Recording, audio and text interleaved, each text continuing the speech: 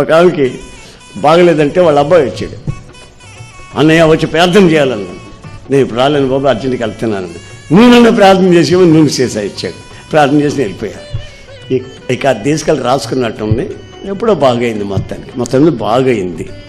ఇక ఈ సీసా తీసుకొని పోయి మేగ్గొట్టి నట్టింట తగిలిచ్చింది. పొద్దున్న లేచిన వెంటనే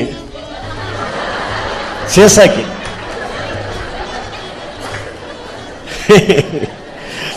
దండం పెట్టుకోవటం. భార్యాభర్తల మధ్యలో కీసులాట వచ్చిందనుకో, ఏమండి ఇక్కడ కాదు బయటికి బా, ఇక్కడ వద్దు, సీసా ఉంది ఇక్కడ బయటికి బా అని బయటికి పోయి కీసులాడుకొని గొడవలు చేసుకొని మళ్ళీ వచ్చేస్తాయి లోపలికి. అది మాత్రం ఎన్నేరు, సీసాని ఎన్నేరు. ఒకవేళ పిల్లలు రాత్రులు పడుకునేటప్పుడు కాళ్ళు ఇటు పెడితే, సీసా ఇటు పెట్టి కాళ్ళు, సీసా సీసా